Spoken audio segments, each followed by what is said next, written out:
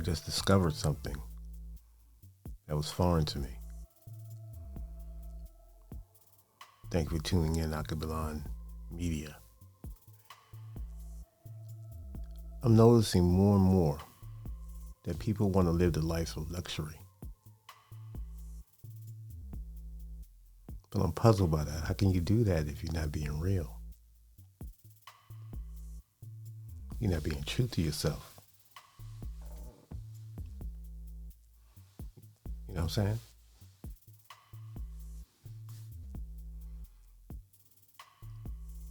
You want the short way to success. There's no short way. You have to put in the time and you have to put in the grind. That's just the way life is.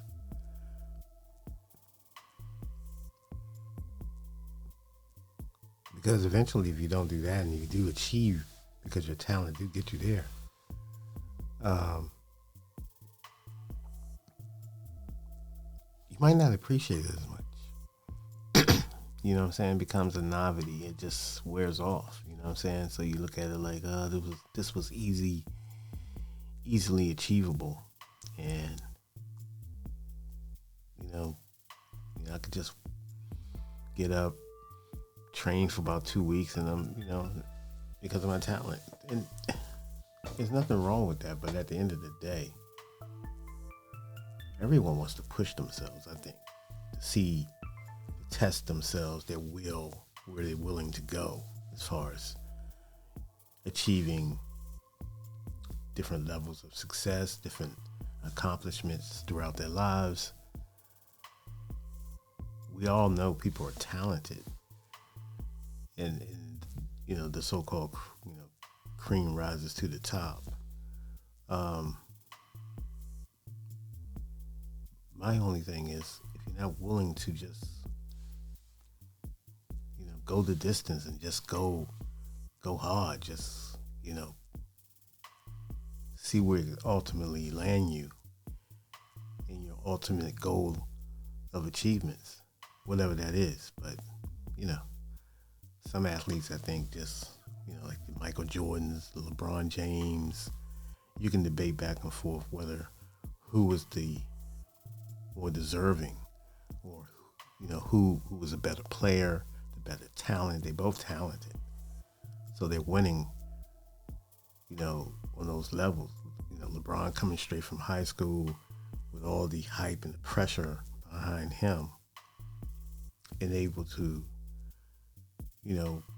take his team that he was drafted, the Cleveland Cavaliers, and just elevate them on his second stint with the team to become champions after he already accomplished his championship, his championships with Miami, and to come back to Cleveland and to give them a championship to deliver, especially like they did against Golden State. That's memorable. And so, yeah, but LeBron had to work. In that whole series, he had to work. They was down 3-1, as you remember. So he had to work. And that's what the grind is all about, working. Systematically, painstakingly, taking the necessary fundamental steps to achieving that objective of winning, defensively and offensively. Same thing in life. Some people want to escape. Some people are willing to challenge themselves in whatever field that they choose career-wise. And that's a good thing. And you should be recognized for that.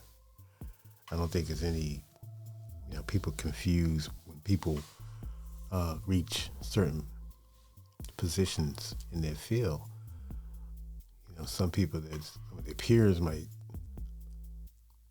resent it a little bit because they're a little envious. I wouldn't say hating, but a little envious, because they probably thinking deep down they should have done the same thing. It's no secret sauce. It's just hard work. And then, do you become an asset to your company?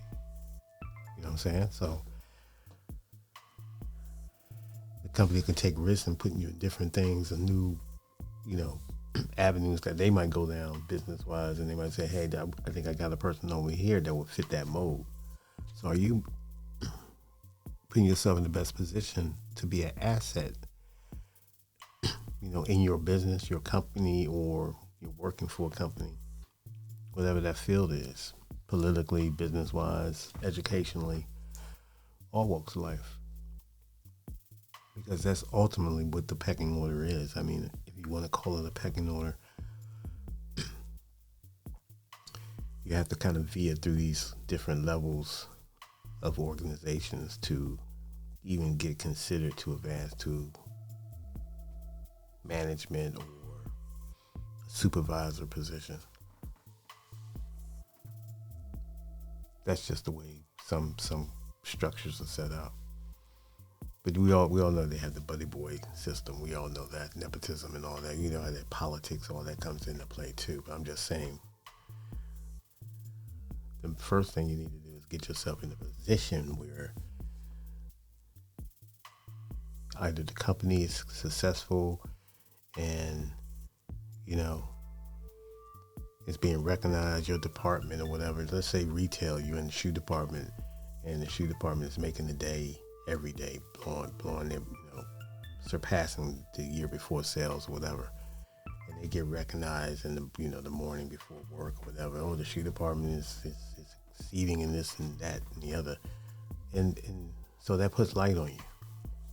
You might not have been the best salesman, but you was on that team. So it puts light on you. And then it's up to you to grind, to know what you're doing. You know what I'm saying? You're just not slacking off. You can actually handle the responsibility of running a department, or even being in a conversation of someone actually having your name mentioned as running a department or whatever. So at least that's what they tell you in all these meetings. You had to go through orientations and all that. That's the dream they sell you, but you still had to go and put the work in.